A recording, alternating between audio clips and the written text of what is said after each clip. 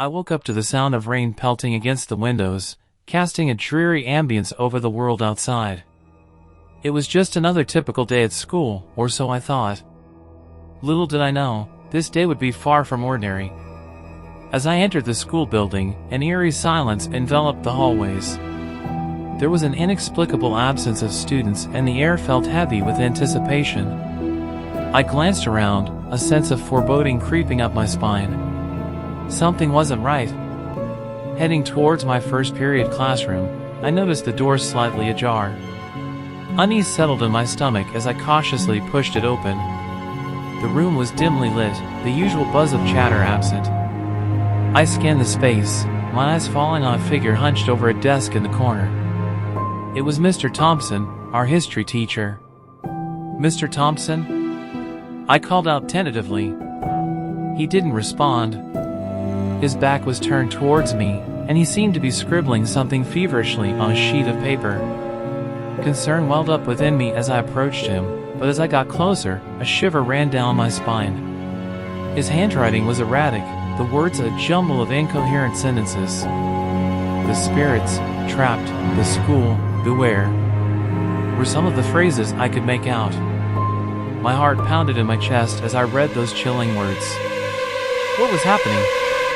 A sudden gust of wind extinguished the classroom lights, plunging us into darkness. I reached for my phone, only to find it dead. Panic set in as I heard the faint sound of whispers surrounding us, the voices carrying an otherworldly echo. The air grew colder, sending a chill through my bones. I stumbled towards the door, desperate to escape the suffocating darkness. But as I gripped the handle, it wouldn't budge. I yanked at it with all my strength, but it remained stubbornly locked. Fear and confusion washed over me. How had the door locked itself? As my eyes adjusted to the darkness, I noticed a faint glow emanating from the windows. I cautiously approached, my heart pounding in my chest. Peering outside, I saw a haunting sight. Faces of children, pale and ethereal, pressed against the glass, their eyes filled with sorrow and longing.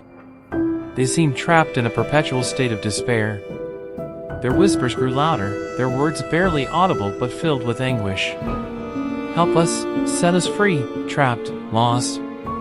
Their pleas echoed through the corridors, filling the empty spaces with an eerie lament. I recoiled in horror, my mind unable to comprehend the supernatural scene before me. Suddenly, a ghostly figure materialized in the center of the classroom. It was a young girl, her translucent form flickering in and out of focus. She wore a tattered school uniform, her eyes empty and hollow. I could sense her despair and the weight of her tormented existence. Her voice, fragile and tinged with sorrow, pierced the silence. "We are trapped here, forever bound to this place. The school holds our spirits captive, never to find peace. You must help us, break the curse." Her plea struck a chord within me, and I knew I couldn't ignore their suffering. With trepidation, I ventured deeper into the school, guided by the ethereal presence of the ghostly children. Their whispers grew louder, resonating in the hollow hallways. The rain continued to pour, its relentless rhythm merging with the haunting symphony of their voices. In the heart of the school, I discovered a hidden room, forgotten by time. Dust-covered books and crumbling artifacts littered the space. Amidst the forgotten relics, I found a weathered journal. Its pages revealed the tragic history of the school, a dark secret that had remained buried for decades. The school had once been an orphanage, plagued by neglect and abuse. The spirits of the tormented children who had suffered within those walls remained trapped, seeking solace and release from their eternal torment. The journal contained the incantation needed to break the curse and set them free. With trembling hands, I recited the words, feeling the weight of their anguish lifting with each syllable. The room grew brighter, and a sense of peace descended upon the space.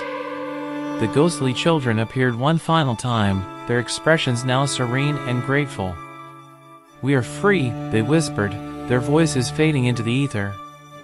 And just like that, they vanished, leaving me alone in the now tranquil room. As the rain outside ceased, the lights flickered back on, and the door swung open effortlessly.